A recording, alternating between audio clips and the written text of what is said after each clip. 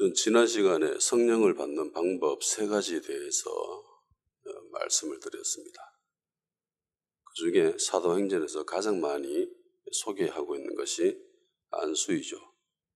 안수하면 성령을 받습니다.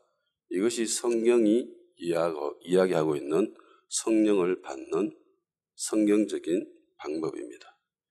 진리는 늘 단순하다라는 특징이 있습니다. 진리는 늘상 단순해요. 주님의 말씀은 굉장히 명쾌하죠. 심플하고 공생의 기간 동안에 주님이 하신 말씀들을 들은 사람들의 반응을 봐도 그렇습니다. 그들은 주님의 말씀을 듣고 굉장히 기뻐하죠. 시원해합니다. 진리의 말씀에 감탄해하죠. 막히는 것이 없었어요.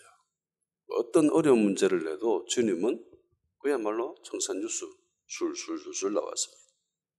굉장히 단순하고 명쾌하고 그렇게 설명을 하셨어요.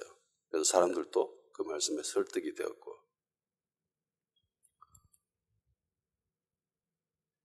바리새인들이 교묘한 방법으로 예수님을 넘어뜨리려고 했던 적도 있지요.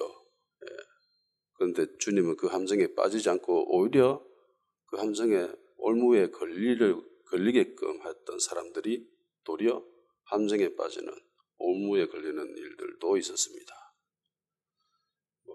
예를 들어서 세금을 가이사에게 바치는 게 맞냐? 아니냐? 이런 질문을 하잖아요. 예수님은 정말 멋진 대답을 하시죠.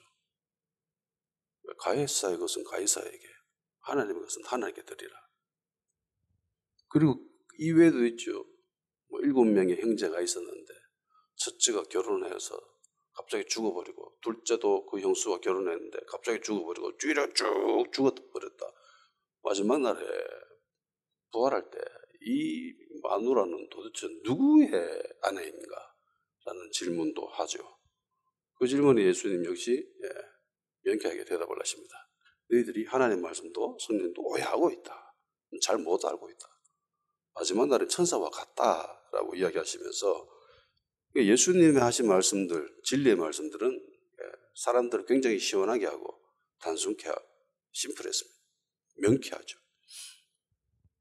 그런데 인간의 언어는 늘 복잡해요. 인간의 언어는 늘 복잡합니다. 헷갈립니다. 그런가? 이래 들어보면 맞는 것 같기도 하고, 달리 생각해보면 또 아닌 것 같기도 하고, 인본주의적인 특징이 그래요. 헷갈리게 합니다. 성경 말씀을 읽으면은 명쾌한데 답이, 인간적인 색채가 굉장히 많이 들어가 있는 신학 서적들을 읽으면은 이게 도대체 무슨 말인지 헷갈릴 때가 굉장히 많아요. 도대체 무슨 말이야? 맞다라는 거야, 틀렸다는 거야? 어떻게 하라는 거지? 그런 생각이 들 때가 굉장히 많습니다. 세상에는 절대적인 진리를 부정하죠. 절대적인 진리가 없다고 합니다. 요즘 들어 더 심해졌습니다. 상황에 따라서 답은 얼마든지 변할 수 있다고 생각하는 것이 현대사회의 특징입니다. 상대주의적이죠. 그리고 탈권위주의적인 그런 성격을 가지고 있습니다. 그런데 성경은 절대적 진리를 이야기합니다. 그리고 권위에 대해서 이야기하죠. 질서에 대해서 이야기합니다. 권위와 질서, 절대적인 진리, 이게 잘못된 게 아니죠. 이것을 사용하는 사람들이 오염됨으로 말미암아 일어나는 부작용들이 있습니다. 현상들이 있어요. 그게 잘못된 거지 진리 자체가 잘못된 건 아니죠. 절대적인 진리 있는데 이걸 주장하면서 다른 사람들까지 막 두드러 패면서 야 이거 믿어야 된다라고 이야기할 필요가 있어요, 없어요? 그럴 필요가 없습니다. 두드러 패거나 사람 죽이거나 그러면서까지 절대적인 진리를 주장할 필요가 없잖아요. 그런데 역사 이래로 그런 일들이 꽤 많았었어요. 자기들이 믿고 있는 바 그런 것들을 주장하면서 다른 것을 이야기하는 사람들의 입을 닫아버리게 하고 두드러 패고 심지어는 죽여버리기까지 했던 과거의 역사가 있기 때문에 사람들이 그 절대적인 진리를 주장하는 것 부작용이 너무 시다. 그러니까 야, 상황에 따라서 얼마든지 변한 거 아니야? 이러면서 오늘날 현대사회는 상대주의적인 진리를 부정하는 사회죠. 지가 믿고 싶으면 그게 자기가 말하는 성별이라고 합니다. 분명히 내가 볼 때 여잔데 남자래요. 내가 볼 때 분명히 죽어는 남자인데 여자라고. 여자인데 남자라고. 남자인데 여자라고. 희한한 세상에 살고 있습니다. 흑인인데 백인이라고. 백인인데 흑인이라고. 이상한 세상입니다. 다시 한번 말하지만 성경은 진리를 이야기합니다. 권위와 질서에 대해서 이야기합니다. 그리고 성경은 분명히 이야기하고 있죠. 성령을 받는 방법이 있다.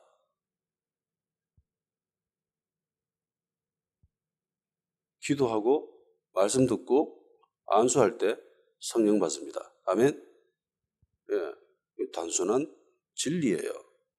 성령 받기를 원한다면은 일단은 원해야 되겠죠. 간절함이 있어야 됩니다. 그리고 기도하면 됩니다. 말씀 집중해서 잘 듣고 그리고 안수 받으면 성령을 받습니다. 이것이 성령을 받는 방법이에요. 이 세 가지 방법은 성경에 기록된 성경적인 방법입니다. 그래서 우리가 따라야 할 것이 있으면 성경을 보면 되죠. 성경이 도대체 무슨 말을 하고 있는가? 그걸 보면 됩니다. 그것이 그리스도인들이 살아가야 될 기준입니다. 법입니다. 그리스도인들이 성령을 받고 싶으면 이 방법대로 하면 됩니다. 성경은 딱 기록해 놓고 있죠. 기도해라. 말씀 들어라. 안수 받아라. 그러면 성령 받는다. 사도행전에 이 외에 성령을 받았던 방법이 있습니까? 없습니다. 다른 것은 소개하고 있지 않아요. 다른 방법을 이야기하고 있지 않아요. 그렇다면 이 방법 이외에 성령을 받았던 적이 있을까요? 물론 있습니다. 이것이 성경적인 가장 확실한 방법이지만 다른 방법을 써도 될 수 있다는 거예요. 예를 들어서 산기도 가서 소나무 뽑는 거. 그거 하면 될 수도 있다는 거예요. 그런데 그것은 그 시대에 그 사람에게 사용한 하나님의 방법일 뿐입니다. 그 방법을 일반화시켜가지고 모든 시대, 모든 문화권의 모든 사람들에게 적용시키는 것은 잘못된 거죠. 그건 옳지 못한 태도입니다. 우리가 따라야 될 기준은 성경에 있지요. 모든 문화권에 어떤 사람이든 간에 어떤 시대이든 간에 우리가 따라야 될 유일한 기준은 성경에 있습니다. 성령을 받는 방법, 기도, 말씀, 안수. 아멘? 최고로 좋은 방법이 성경에 분명히 기록하고 있음에도 불구하고 이상하게 인간적으로 혹은 전통적으로 내려오는 성령을 받는 방법이다라고 하면서 이상한 방법들을 가르쳐주고 또 그걸 따라하고 그런 사람들이 있습니다. 그럴 필요가 없어요.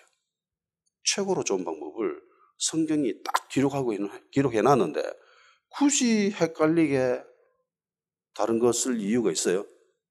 없어요. 왜 성경이 기록해놓은 거 하면 됩니다. 성령을 받는 세 가지 방법 중에 저번에도 이야기했듯이 가장 많이 기록하고 있는 것이 안수이죠. 안수입니다. 성령 충만 받은 사역자가, 권위 있는 사역자가 안수를 하면 성도는 성령을 받습니다. 이게 공식이에요. 공식은 모든 사람들에게 통용되어지는 거죠. 모든 법칙에 통용되어지는 것을 공식이라고 합니다. 이게 공식입니다. 안수로 성령 받는 방법이 사도행전에 가장 많이 기록되어 있습니다. 가장 많이 기록되었다라는 것은 가장 효과가 있다라는 거겠죠. 자주 썼다라는 거겠죠. 가장 탁월한 방법이라는 겁니다. 사도행전 8장 17절 이에 두 사도가 그들에게 안수하며 성령을 받는지라. 9장 17절 아나니아가 떠나 그 집에 들어가서 그에게 안수하여 이르되 형제 사울아 주 곧 내가 오는 길에서 나타나셨던 예수께서 나를 보내어 너로 다시 보게 하시고 성령으로 충만하게 하신다 하니. 사도행전 19장 6절 바울이 그들에게 안수하며 성령이 그들에게 임하심으로 방언도 하고 예언도 하니. 안수하니까 어떻게 돼요? 성령 받습니다. 다른 그 어떤 것보다 가장 확실한 방법이에요. 안수함에 성령을 받는지라. 안수함에 성령을 받는지라.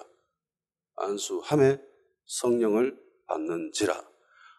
인간의 이성이나 인간의 논리나 그런 것들은 해당 사항이 안 됩니다. 왜 안수한다고 저게 성령 받겠나? 그건 지 생각이지. 성경에 분명히 기록하고 있는데. 성경이 이렇게 되어 있는데 예수 믿는다고 하나님의 자녀가 되나? 된다니까요. 그게 하나님이 기록해 놓은 방법이라고. 하나님이 자녀가 되는 방법 딱 기록해 놨잖아요. 예수님 믿는 거, 내 입으로 시인하는 거, 마음으로 믿고 입으로 시인하면 하나님의 자녀가 되잖아요. 영생 얻잖아. 이 외에 다른 방법이 있습니까? 없어요. 구원 얻을 다른 이름 우리에게 준 적이 없습니다. 그런데 카톡이나 이런 데 보면 이상한 방법들이 있다고 하죠. 그 방법 말고 성경에 분명히 기록해 놨는데 그 방법 말고 다른 방법들이 있다 이러면서 막 소개하고 있습니다. 뭐 착한 일을 해야 되고 뭐 어떤 거 해야 되고. 착한 일의 기준이 어딘데 도대체. 다른 거 믿어도 뭐 구원받는데 산 올라가는 길이 오직 이 길밖에 더 이 길만 있냐. A 길도 있고 B 등산로도 있고 C 등산로도 있다. 다 올라가면 어차피 그 꼭대기 다 같이 만난다. 이게 가톨릭에서 이야기하는 겁니다. 그런데 성경에 그렇게 이야기한 적이 있나요? 다른 방법이 있어요? 없어요. 하나님의 자녀가 되는 방법도 성경에 기록해 놨고 우리는 그것을 믿고 따를 뿐이고 성령을 받는 방법도 하나님이 이미 성경에 기록해 놨고 우리는 그걸 따르면 돼요. 내 생각, 세상의 생각, 다른 사람들의 생각 그거 다 쓸데없는 생각들입니다. 있는데 굳이 뭐 다른 걸 하고 뭐 40일 기도해야 되고 금식 기도해야 되고 그런 게 어디 있어요 도대체. 성령을 받는 것하고 그거하고는 전혀 상관이 없습니다. 아멘? 전통적인 교회에서 이런 소리 하면은요, 다 이상하게 생각합니다. 내가 볼 때 그 사람들이 이상한데. 아니, 성경에 분명히 기록해 놨는데 왜 성경을 안 믿고 이상한 소리를 믿고 있지? 왜 금식 기도해야 된다고 했고, 왜 40일 기도해야 된다고 했고, 새벽 기도 나와야 된다고 했고, 왜 그런 소리를 하죠? 성령을 받는 방법을 성경에 분명히 기록해 놨습니다. 그걸 따르면 돼요. 아멘?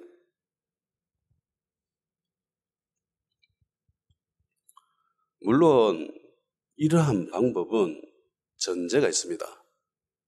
하나님의 주권이라는, 하나님의 주권 하에서 일어난다라는 전제가 있어야 됩니다.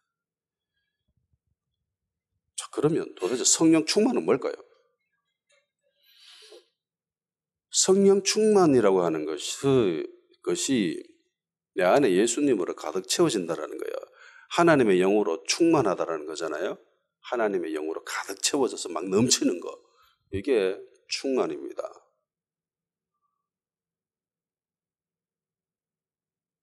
성령 충만, 성령 받는 것에 대해서 사도행전 2장을 설교를 했을 때 잠깐 언급했던 적이 있습니다. 그때 것들을 약간 복습하는 의미에서 다 잊어버렸을 테니까 그때 입신과 성령 충만은 다르다라고 설명을 드렸습니다. 흔히 보통 사람들이 생각하는 입신과 성령 충만을 동일하게 취급하는 경향들이 있습니다.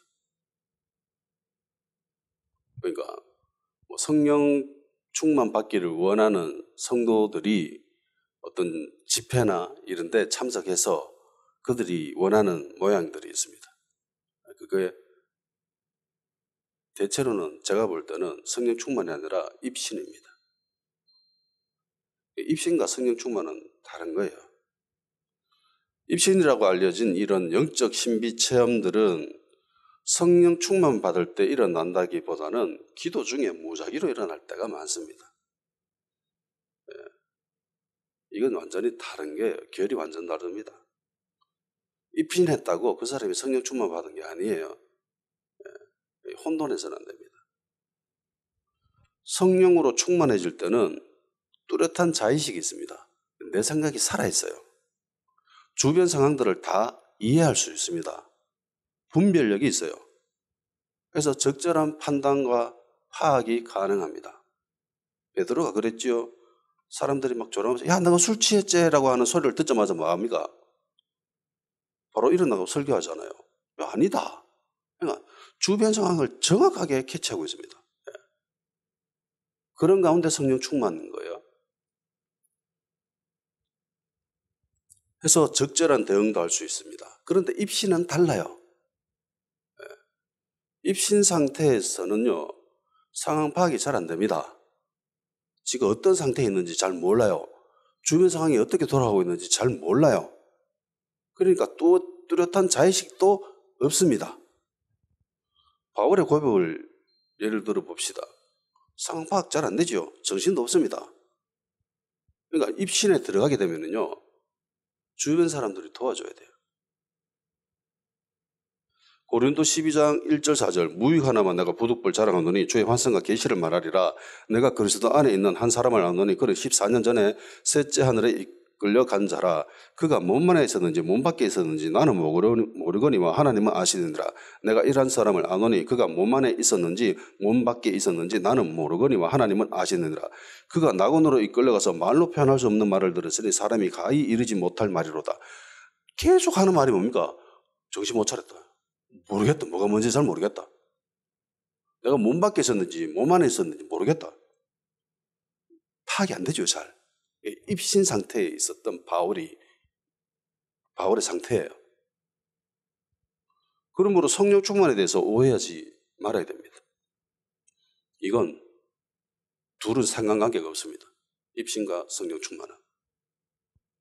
엄밀히 말하면 별 상관이 없어요. 어느 정도 상관은 있지만. 입신은 성령 충만 전에 올 수도 있고요. 성령 충만 받고 난 이후에 올 수도 있습니다. 그러니까 대부분 사람들은 이걸 경험해 보지 못합니다. 평생 한 번 입신이라고 하는 그런 영적 신비 체험을 경험해 보지 못한 그리스도인들이 대다수입니다. 대부분입니다. 저 역시 경험해 보지 못한 영역이에요. 입신을 했다고 이거를 영적인 신비 체험을 했다고 이거를 자랑할 필요가 있나? 대부분 사람들은 자기가 지옥에 갔다 온 거, 천국에 갔다 온 걸 굉장히 자랑스러워하면서 책까지 쓰죠. 그래서 사람들이 보고 막 그 껌뻑 넘어가죠. 와 이거 진짜가 이러면서. 그런데 우리가 믿어야 될 유일한 기준은 성경입니다. 아멘. 그 사람이 얼마나 신앙이 뛰어나고 믿음이 좋고 하던 건 간에 교계에서 유명한 사람이든 간에 그건 전혀 상관이 없습니다. 그 사람이 하는 말이 그 사람이 기록한 것들이 성경에 맞나 안 맞나 그것만 파악하면 돼요. 그래서 성경에 안 맞다 하면 그건 가감히 포기해야 됩니다. 그건 버려야 돼요. 그걸 따라서는 안 됩니다. 그런데 인간은 어리석어가지고 그거 이야기하는 것들 그거 맞다라고 좋다고 막 따라다니고 막 교회 세우고 잘못된 겁니다. 성경에 기록되어 있습니다. 모든 것은 다. 아멘.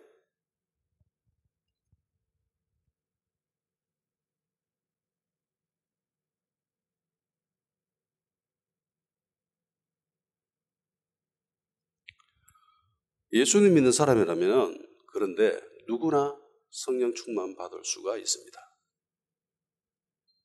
입신은 한번 경험해 볼까 말까 대부분 다 경험해 보지 못합니다.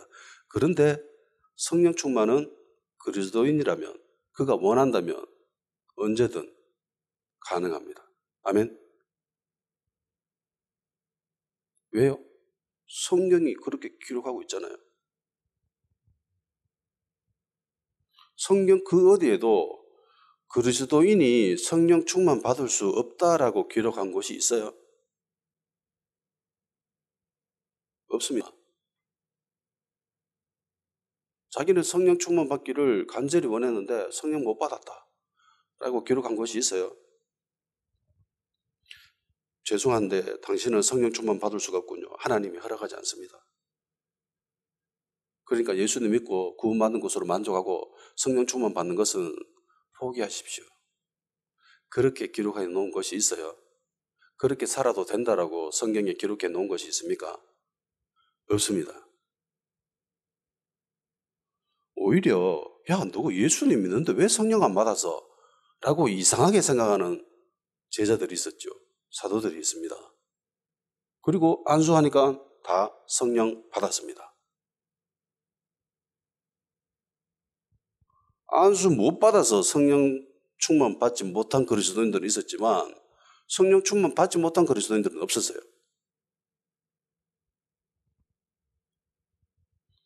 예수님 믿었는데 성령 충만 받지 못한 그리스도인들을 보면 이상하게 생각하는 것이 제자들의 모습이었습니다. 그래서 그걸 보고 어떻게 해서든지 성령 충만 받게 만들어버리죠.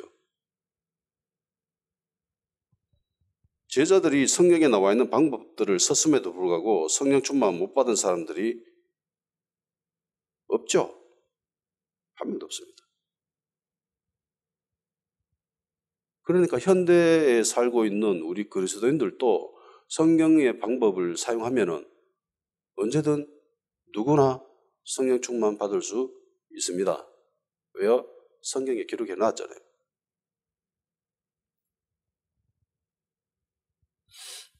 그리고 방언에 대한 일반적인 오해들도 있습니다. 방언이라고 하는 기도 중에 이상한 언어가 막 툭툭 튀어나오는 것들 있잖아요. 일본어도 아니고 뭐 독일어도 아니고 뭐 러시아도 아니고 뭐 아랍어도 아니고 뭐 이상한 것들 막 이야기하는 사람들이 있습니다. 나는 입을 안 열고 말할 생각이 없어요. 입을 꼭 닫고 말할 생각도 없고 있는데 갑자기 성령 안수했는데 안수 받았는데 막 성령님이 임해가지고 내 입 다물고 있는 거 막 입을 막 열어요. 막 지렛대 꼽아가지고 막 안 여나 이러면서 막 해가지고 안 열면 이빨이 부러질 것 같아. 그래서 억지로 할 수 없이 입을 열어서 말 안 하려고 막 있는데 막 성령님이 계속 이상한 말을 해가지고 할 수 없이 나는 말 안 하려고 했는데 성령님이 억지로 강제적으로 말을 하게 했다라고 방언하는 사람들은 없어요. 방언은 이런 식으로 되는 게 아닙니다. 성령님이 강제적으로 억지로 강압적으로 그렇게 일을 하십니까? 그렇게 일을 하세요? 안 합니다. 그렇게. 성령님은 굉장히 신사적으로 일하세요. 매너 있게 일하십니다. 그런데 마귀는 굉장히 잔인하게 일을 합니다. 마귀는 굉장히 강압적으로 하고 폭력적으로 합니다. 그래서 마귀가 사람들을 부릴 때 막 죽을 것 같아요. 그 사람들의 이야기 들어보면 안 하고는 못 견뎌서 죽을 것 같아서 그런 행동을 했답니다. 그런데 하나님의 일을 하면서 이런 생각으로 하는 사람들은 거의 없어요. 만일에 그런 사람이 있다면 조심해야 됩니다. 하나님의 영이 아닐 확률이 높아요. 성령님은요, 굉장히 부드럽게 역사하십니다. 온화하게 역사하세요. 강한 바람을 가지고 계시지만은 그 사람에게 임하실 때는 굉장히 세밀하게 일하시죠. 세미한 음성으로 일하시잖아요. 그래서 하나님은 반드시 그 사람의 순종으로 역사하십니다. 아멘. 그러니까 내가 순종해야 된다는 거예요. 순종에 강압적인 의미가 있나요? 폭력적인 의미가 있나요? 없잖아요. 하나님은 그렇게 일 안 하시거든. 그러니까 성령 받는 것, 그래서 방언을 하는 것도 나의 순종이 스며들어야 됩니다. 내가 원해야 되고, 내가 입을 열어야 되고, 내가 말을 해야 된다는 거예요.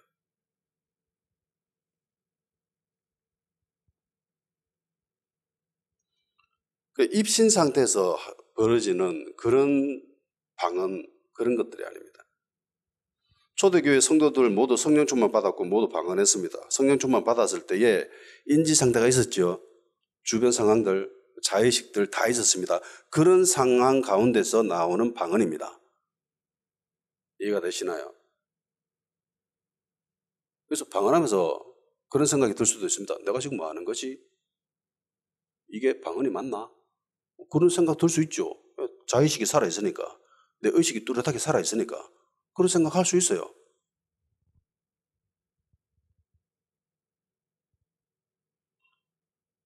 상황 파악도 가능하고 적절한 대응도 가능합니다. 얼마든지 할 수 있는 그런 상태예요. 입신 상태가 아니기 때문에. 정상적인 상태입니다. 내가 나의 의지를 가지고 내 입을 열어서 다른 언어로 말하는 거예요. 내가 내 입을 닫아버리면 성령님은 강제로 역사하지 않으세요. 내가 의지로 입을 닫고 말을 하지 않으면 방언도 할 수 없습니다. 하나님이 인간의 자유의지를 꺾으면서까지 일하시지는 않으세요.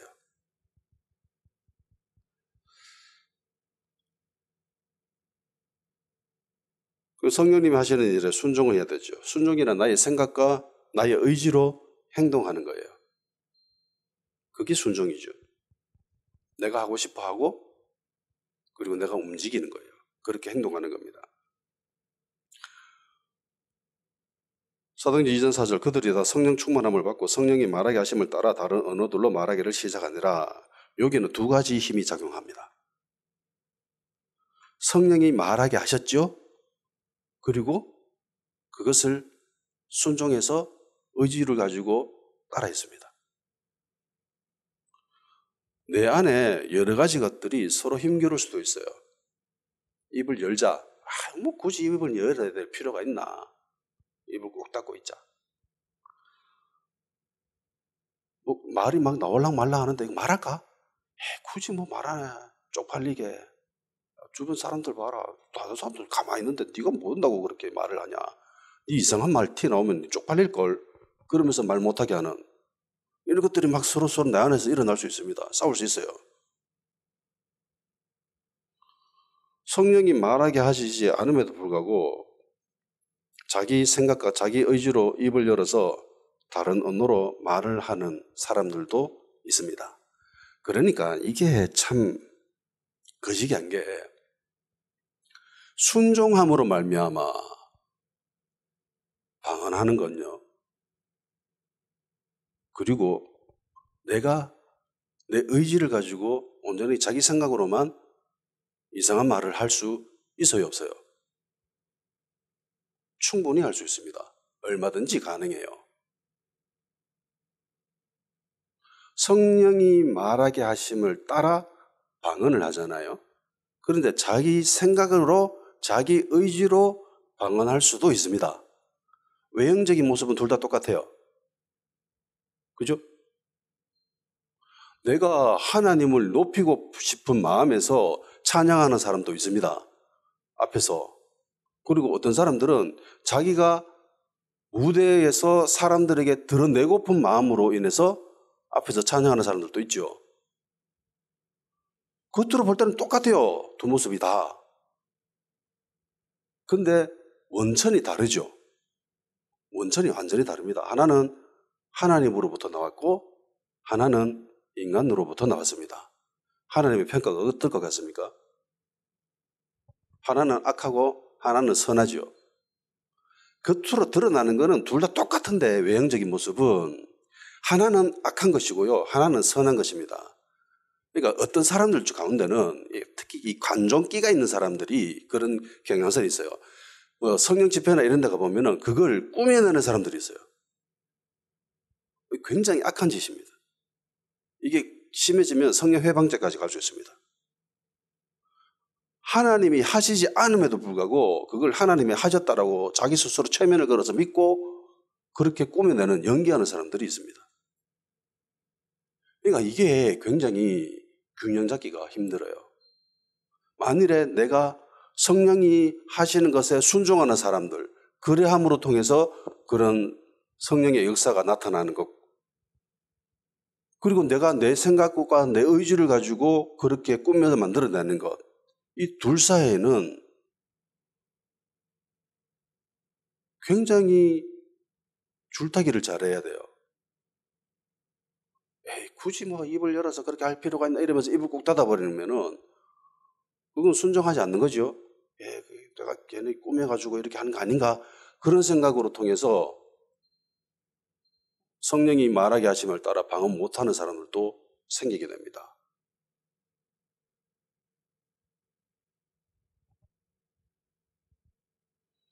성령이 말하게 하심을 따라 방언하는 것 요래야 돼요. 그 원천이 하나님께로 나와야 됩니다. 어떻게 분별할 수 있는가? 어떻게 판별할 수 있는가? 그거는요, 자기가 제일 잘합니다. 자기가 제일 잘 알아요. 원천이 인간으로부터 나오면은 그거 하고 싶어 합니다. 하고 싶어 하는 마음이 있어요. 그리고 그 원천이 하나님께로부터 나오면은요, 자의식이 살아가 있다고 했잖아요. 그렇기 때문에 하고 싶지 않다는 생각이 있습니다. 이 둘이 싸워요. 그런 마음이 있다, 그런 상태에 있다라고 하면은 그건 대부분 하나님께로부터 나온 것들입니다.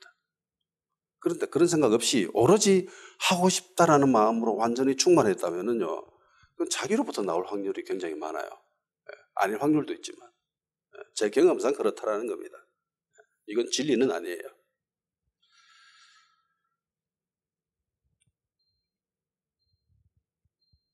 성령 충만과 술 취함에 관하여서도 한번 살펴봐야 됩니다. 오순절 다른 방에서 성령이 임했을 때에 그걸 구경했던 사람들이 야 너가 술 취했지? 라고 이야기를 했습니다. 조롱하면서. 왜 술 취했냐라고 했냐면은 술 취했는 모습과 비슷했거든요. 그래서 그냥 술 취했다라고 이야기를 한 거예요. 성령 충만해서 방언하는 성도들의 모습을 보면서 조롱했습니다. 술 취했다라고 했습니다. 새술에 취했다라고 했습니다. 술 취한 모습과 비슷해 보였기 때문이에요. 성령 충만 받은 모습과 술 취한 모습은 매우 비슷하다는 것을 알 수 있습니다. 외형적으로 겉으로 볼 때는 그랬다라는 거예요. 성령 충만 받은 그 사람의 내면은 술 취한 사람과는 완전히 다르죠.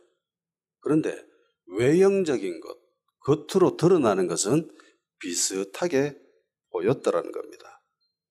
그래서 그런 소리를 한 거예요. 이제 본문으로 돌아가지고 성령 충만 받은 사람들의 모습을 본 시몬의 반응을 한번 봅시다. 본문 8장 17절에서 19절입니다. 다 같이 읽어봅시다. 시작. 이에 두 사도가 그들에게 안수함에 성령을 받는지라.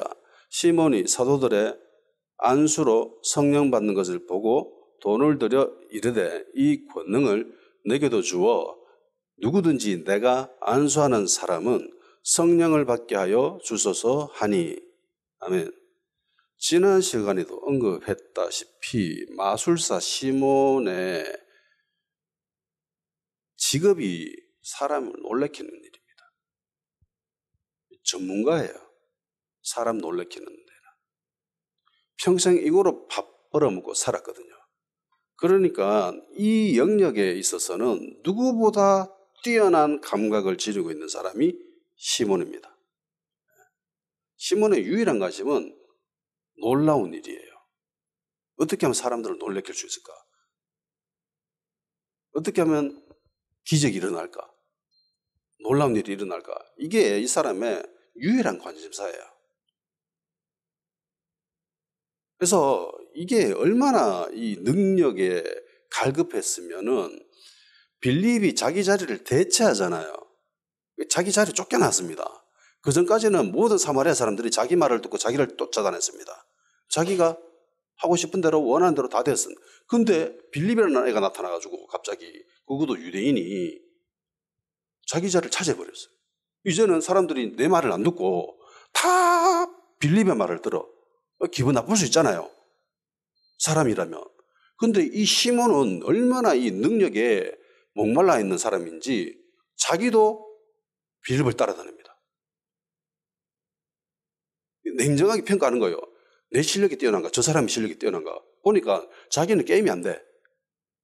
내가 가진 능력이 택도 없어. 빌립에 비했을 때는. 그러니까 과감하게 포기해버리고 빌립을 쫓아다닙니다. 예수님 믿었고요. 세례도 받고요. 그리고 전심으로 빌립을 따라다녔습니다. 진짜 이 사람은 대단한 사람이에요. 내가 볼 때. 현대인의 습성을 진짜 고스란히 가지고 있는 사람이에요. 고대 사람들은 이런 능력주의 사람이 아니거든. 요즘들은 능력주의를 추구하는 사회이지 옛날에는 이런 사람들이 거의 없었습니다. 별로 없었어요. 근데 시몬은 철저히 능력주의적인 그런 사람이었습니다. 심지어 자기 자신에 대해서도 냉정하게 평가할 줄 아는 메타인지가 아주 뛰어난 인간이죠.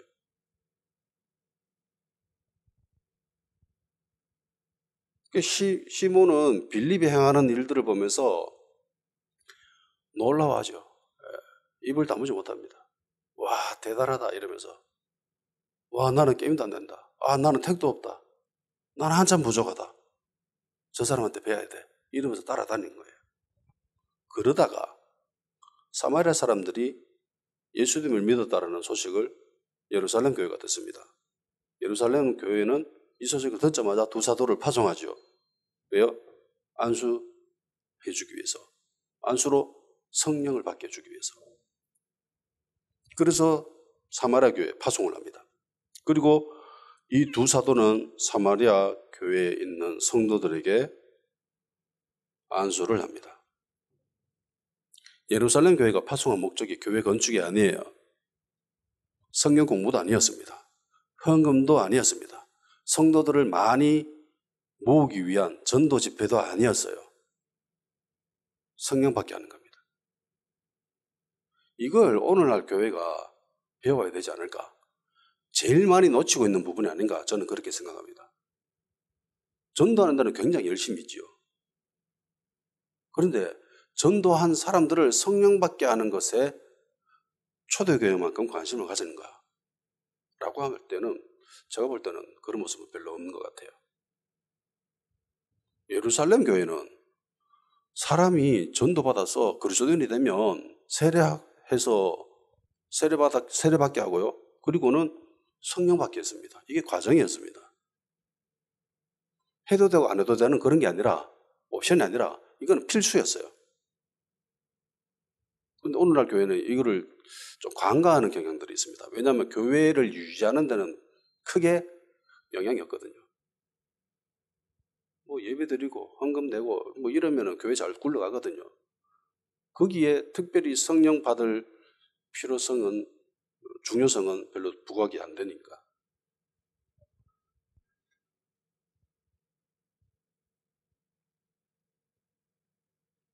여기서 드는 질문이 하나 있습니다. 그러면 왜 빌립은 안수를 안 했을까? 빌립이 가서 전도해서 많은 사람들에게 기적과 이적을 나타내게 했습니다. 엄청난 능력을 보고 시몬마저 자기 것을 내려놓고 따라다녔잖아요. 그만큼 대단한 일을 했던 사람입니다. 그런데 빌립은 안수하지 않았습니다. 그러니까 두 가지 경우가 있을 수 있습니다. 첫째는 빌립은 성령 받게 하는 필요성을 잘 몰랐을 수도 있다라는 것이죠.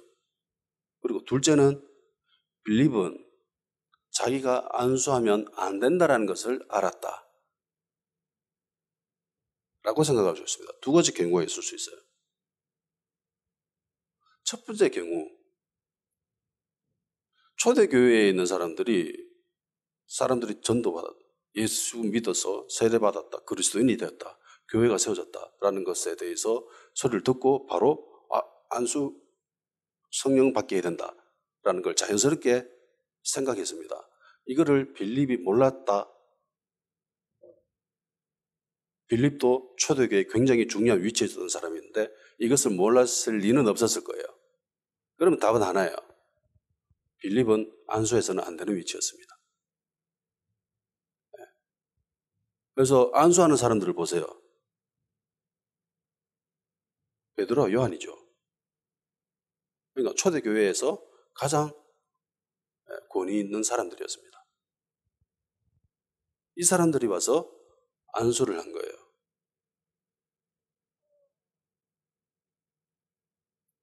그러니까 안수는 주님으로부터 기름 부음 받은 자라야 합니다. 공동체의 리더여야 되고요. 그리고 그 리더는 성령 충만 받은 사람이어야 합니다. 그런 공식이 세워지는 거죠. 이 결과값을 적용하면 빌립의 행동이 설득되어질 수 있습니다. 왜 빌립이 안수해서 성령 받게 하지 못했을까? 안 했을까?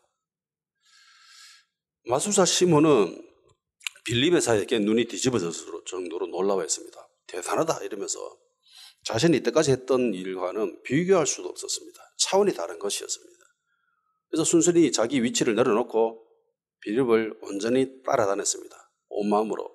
그냥 져주는 척한 게 아니에요. 연기하는 척하는 것이 아니고 진짜 온 마음으로 전심으로 빌립을 따라다녔습니다. 자발적으로. 그러던 중에 한 가지 사건을 경험하게 됩니다. 바로 예루살렘 교회에서 온 베드로와 요한의 모습이었어요. 안수하니까 사람들이 성령 받는 것을 본 겁니다. 이걸 시몬이 봤어요. 이 사건이 시몬에게 얼마나 충격적이었던지 시몬은 이걸 보자마자 여기에 올인합니다. 그래, 이거다. 자신이 가지고 있는 모든 것을 걸기로 합니다. 마치 성경에 나오는 좋은 진주 구하는 장사꾼처럼 좋은 진주 발견하니까 자기가 가지고 있던 그 전에 진주들 다 팔아가지고 그 진주 사버리잖아요. 그런 것처럼 좋은 진주 구하는 장사꾼은 좋은 진주가 뭔지 알아요. 그러니까 이 진주에 비해서 내가 가지고 있는 것들은 다 쓰레기와 같다 이러면서 그거 다 팔아버리는 거죠. 근데 좋은 진주 볼 줄 모르는 사람들은 이 진주랑 똑같아. 양 많은 걸 더 원하겠죠. 그런데 안목이 있었던 거예요. 장사꾼은. 시몬도 안목이 있습니다. 이 영역에서는 전문가잖아요. 얘만큼 뛰어난 전문가가 없습니다. 근데 이 전문가가 볼 때에 이거는 그야말로 대박인 거예요. 야, 이거는 무조건 취해야 된다. 이건 내가 가진 거 모든 거 다 팔아가지고 무조건 손에 넣어야 된다. 라는 확신이 들 정도로 대단한 것이었습니다. 시몬이 본 것이 사람 내면에서 일어나는 변화를 보았을까요? 아니면 사람 그 바깥에서 일어나는 것들을 보았을까요? 당연히 외면에서 외형적으로 드러나는 것을 보고 시몬은 뻑갔습니다. 그런데 성령 충만 받을 때 사람 내면에 일어나는 변화가 중요합니까? 아니면 사람 겉으로 일어나는 그 변화가 중요합니까? 내면이죠. 그죠? 그러니까 시몬은 그 정도까지 볼 수 있는 사람은 아니었습니다. 그럼에도 불구하고 시몬이 눈이 뒤집혔던 거예요. 성령 안수했는데 사람이 성령을 받아. 그리고 막 하나님을 찬양하고 막 펄펄 뛰고 이상한 말하고 막 예언도 하고 그런 거 보니까 얘가 눈이 완전 뒤집힌 거예요. 그래 이거야 이러면서. 여기 올인했습니다. 딴 거 다 필요 없다. 이것만 있으면 된다. 다른 거 다 필요 없다. 이것만 있으면 된다.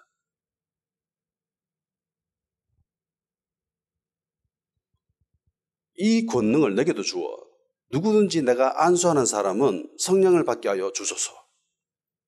시몬의 눈에 이것보다 놀라운 일이 없었습니다. 마술사인데 전문가인데 이게 최고였어요. 빌립을 따라다녔지만 빌립이 했던 일도 하고는 비교도 안 되는 것이었습니다. 두 사람하고 안수하니까 사람들이 성령을 받아요.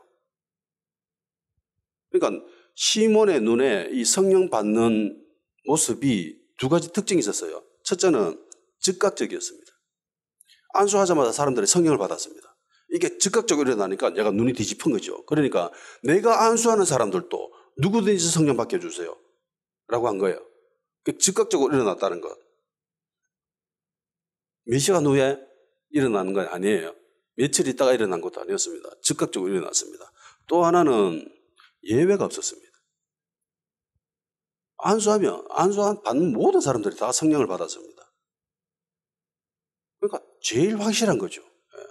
약간 도박적인 확률이 있었다면 시몬이 여기에 모험을 걸지 않았을 거예요. 그런데 예외가 없이 안수하는 모든 사람들은 즉각적으로 다 성령 받고 예외 없이. 그러니까 얘가 눈이 뒤집힌 거죠. 이걸 본 거예요. 이걸 봤어요. 그래서 어떤 사람들은 성령 충만 받는 것은 외형적으로는 아무런 변화가 없다라고 이야기하는 사람들이 있는데 그거 아닙니다. 성경을 보십시오. 물론 무엇이 더 중요한가라고 했을 때 눈에 보이지 않는 영역, 내면의 변화가 더 중요하지요. 그렇지만 외형적으로 일어나는 것도 무시할 수가 없습니다. 시몬이 여기에다가 자기 인생을 걸 만큼 그런 엄청난 변화가, 극적인 효과들이 있었다는 거예요.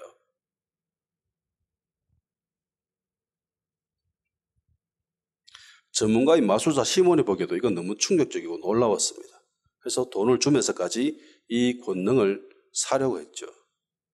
물론 하나님의 선물을 돈 주고 살 생각을 한 시몬의 잘못된 생각이죠.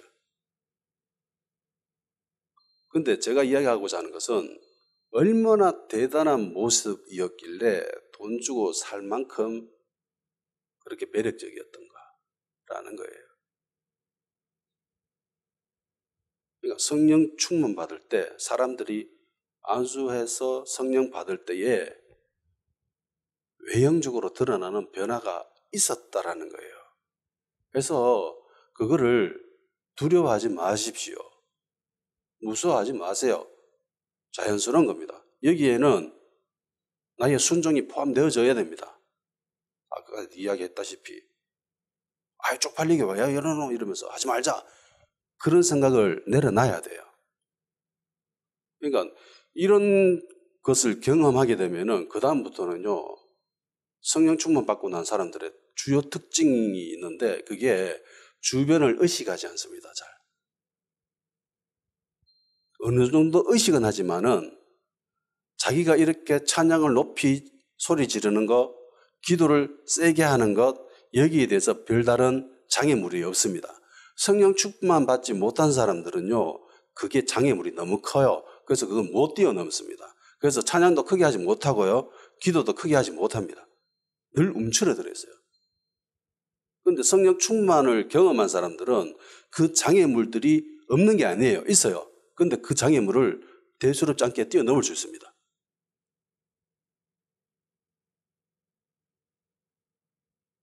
본문에서는 성령 충만 받았을 때 어떤 외형적인 변화가 일어나는지에 대해서는 기록하고 있지 않습니다. 그렇지만 시몬의 눈에 뒤집힐 정도였다. 시몬이 그거 보고 완전 끔뻑 넘어갔다. 그 정도로 대단했다는 것은 알 수 있죠.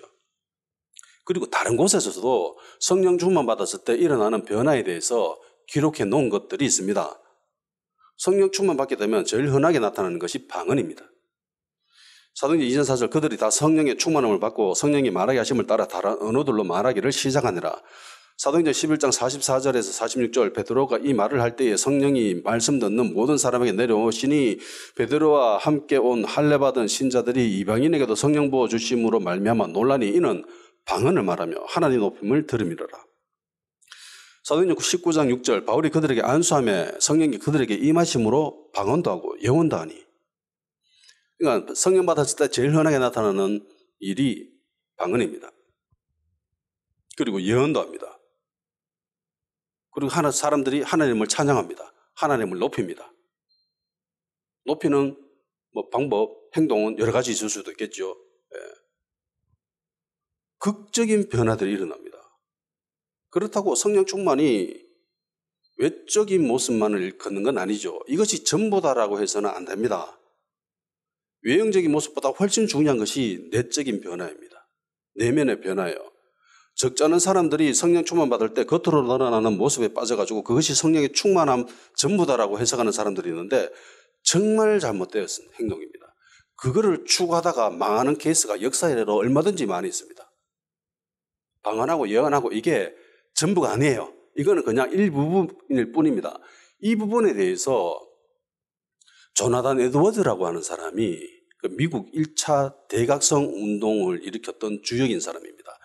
이 목사님이 자기 책에다가 아주 정확하게 냉철하게 세밀하게 기록해 놓은 것이 있습니다.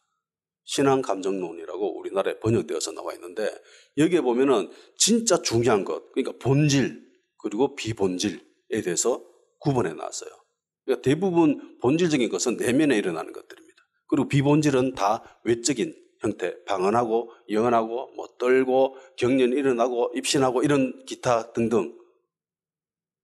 그런데 그분은 절대로 이런 소극적인 표지라고 해놓는데 그것을 무시하지 않아요. 그런데 그게 전부라고 이야기하지도 않고 그걸 추구해야 된다라고 하지 않습니다. 하나님이 그렇게 하셨기 때문에 그거를 하지만은 그것보다 더 중요한 것이 내 안에 일어나는 하나님을 사랑하고 진리를 갈급해하고 그런 모습들. 그게 진짜다라고 이야기를 합니다.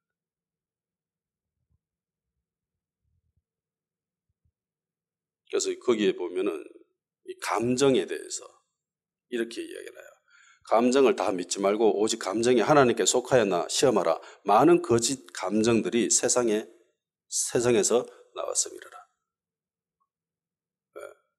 성령 충만 받아서 내 안에 일어나는 그런 감정들을 냉철하게 분별할 필요성이 있습니다.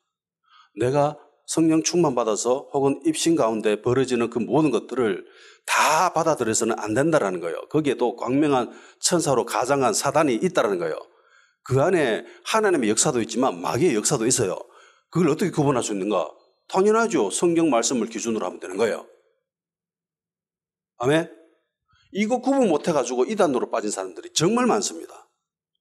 아무리 이야기해도 안 먹혀요. 그게 너무 좋았거든. 그 음성, 자기가 본 거, 그게 너무 좋았거든. 그러니까 그건 믿고 싶은 거야. 그런데 우리가 믿어야 할 것은 유일하게 성경밖에 없습니다. 아멘? 성경 이외의 모든 것들은 다 거짓입니다. 진리가 아니에요. 이거 몰라가지고 기도하다가 환상에 접어들고 입시 나오고 막 성령 충만 받아서 이상한 것에 현혹돼서 가는 사람들이 있습니다. 이 기준만 든든하게 붙잡고 있으면은요, 절대로 넘어질 일이 없습니다.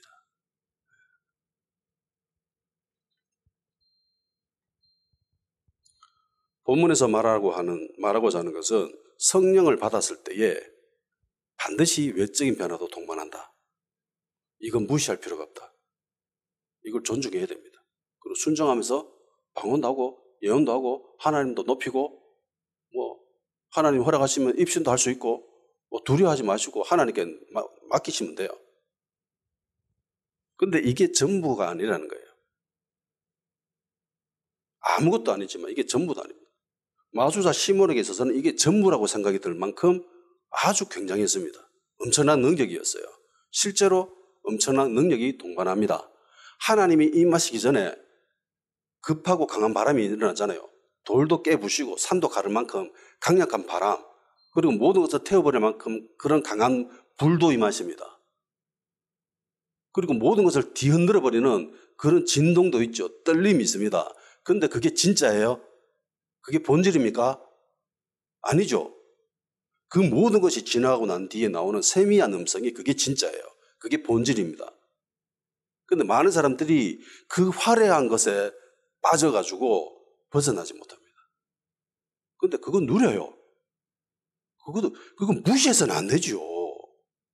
그런데 안타깝게도 이 장로교 쪽에는 그걸 무시해버리는 경향성이 너무 많습니다. 그거 필요 없는 거다. 예언 필요 없다. 방언 필요 없다. 다 무시해버려요. 심지어 그거를 추구하는 사람들을 보면 이상하게 생각하는 사람들도 있습니다. 요즘 많이 좋아졌지만. 근데 성경은 그러지 않거든요. 그것도 해야 되고, 그보다 더 중요한 거, 내적인 변화, 세미한 음성, 그것도 할 줄 알아야 되는 거예요. 그게 더 중요합니다. 그런데 안타까운 거는 시몬의 갈급함에도 못 미치는 그리스도인들이 현대교회에 존재한다는 겁니다. 오늘날 교인들 중에는 시몬의 갈급함에도 택도 못 미치는 사람들이 있어요. 시몬은 그나마 이런 영적인 갈급함이 있었습니다. 이게 잘했다는 소리가 아니에요. 그나마 그걸 보고 막 눈이 뒤집어져가지고 와, 나 저거 다 한번 어떻게 해서든 저거 내 손에 넣어볼래. 그런 생각이 있지만은 요즘 그리스도인들 중에 일부는 아예 그런 생각조차 없는 사람들이 있습니다. 갈급함, 영적인 일에 전혀 관심이 없어요.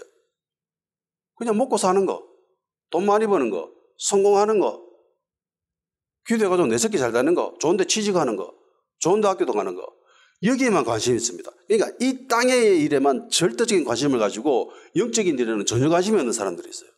시몬은 그나마 영적인 일이라고 하는 그런 잘못된 것이지만 거기에 관심이 있었는데, 근데 오늘날 그리스도인들 중에 일부는 아예 그런 관심도 없어요. 아무런 관심이 없습니다. 무감각합니다. 우야라고, 어쩌라고. 그게 인생의 좌우명을 삼고 살아가는 그리스도인들이 있다는 게 이게 개탄할 노릇이에요. 시몬이 잘못한 건 분명하지요. 그럼에도 불구하고 짜증나는 거는 이런 갈급함도 없는 그리스도인들이 존재한다라는 거예요. 교회가 뭔 일을 하든, 목사님이 뭔 소리를 하든, 주님은 왔다 갔다. 무감각한 사람들, 영적인 일에 아무런 감각이 없는 사람들. 외적인 변화에 움직여도 거부감 없이 받아들이되 그것보다 내적인 변화에 더 비중을 두는 그런 균형 잡힌 그리스도인이 되기를 주의 이름으로 축원합니다. 무감각한 자가 되지 맙시다. 기도하는 시간 가지도록 합시다. 시몬 같은 오염된 갈급함이 아니라 건강한 영적인 갈급함이 나에게 있게 하여 주시옵소서. 성령 충만받아 놀라운 일이 나에게도 일어나게 하시고 외적인 변화도 거부감 없이 받아들이며 무엇보다도 내적인 변화에 더 갈급해하는 균형 잡힌 참된 신앙이 되시므로